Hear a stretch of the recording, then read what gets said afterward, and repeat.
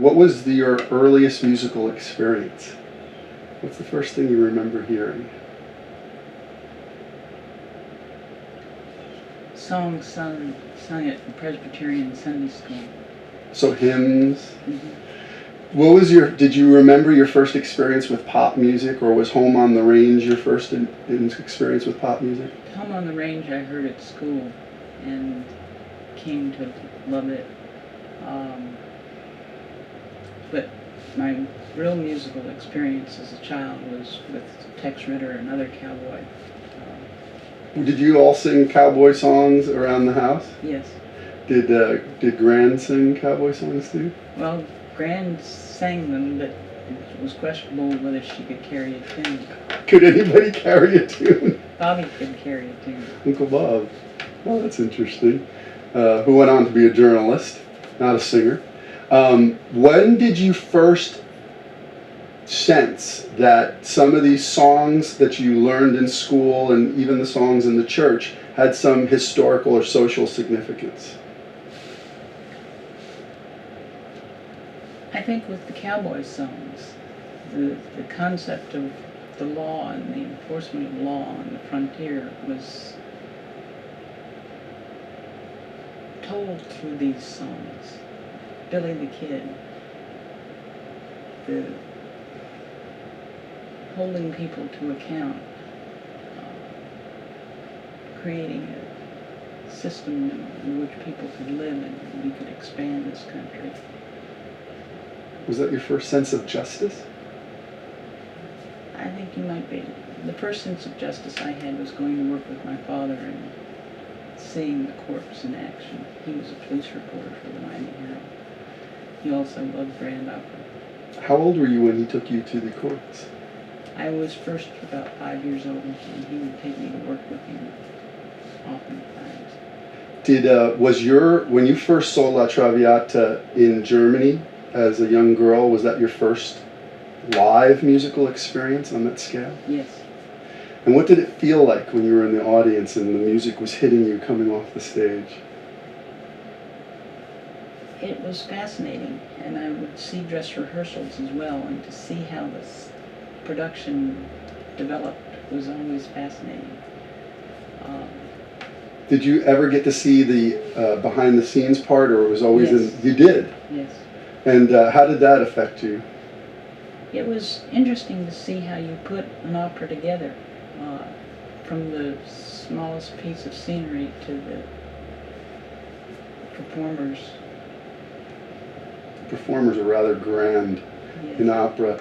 I remember when I was a little boy, my first musical experience of that scale was my grandfather was I wouldn't say a frustrated musician because he gave it up to support his family, but he'd sit in his lounge chair in his living room and put on Beethoven's Ninth, and he'd say, "See, Eddie, that's where the oboes come in, now the cellos." And he'd be conducting in his chair, and I just thought, this got to be the coolest thing in the world to do. Well, I think it was fascinating for me to see, to listen to Peter and the Wolf, and to figure out from the record how the songs developed. When when your aunt brought Pete Seeger over, and you all met him, how old were you then? I was about 6. Did at the time did you have were you aware of any of the significance of having who's now a musical legend, and he probably was back then too? He was then. That was very clear to us as we met him for the first time. And we also had the feeling that he cared about the law and freedom and liberty, and that it was good to act on that and sing about it and make sure that it was put into action. Pete then went on to found Sing Out magazine, which was my earliest musical experience in kindergarten.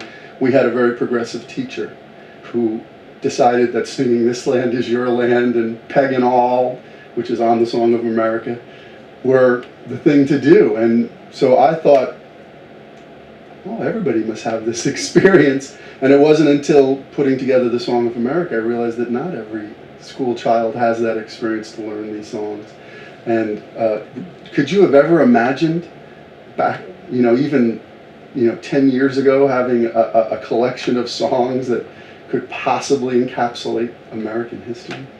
I think it's a goal we strive for and probably never really absolutely attain, because there's so many wonderful songs and pieces of song that can make the whole more beautiful.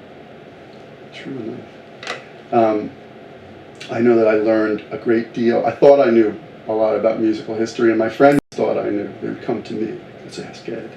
Well, I got news for them. Ed learned a lot with the Song of America, and I hope that how wonderful it would be to get this into schools, and if possibly one more kid like myself gets influenced by hearing This Land Is Your Land or Happy Days Are Here Again, and then said, hey, yeah, we should do something like this 50 years from now or something. It would be really special. How do you feel about the final product? I'm so impressed and so touched by the work that's gone into it. The feeling, you can just feel the support for the effort and for the performers and what they did. And those that ensured good productions were just marvelous.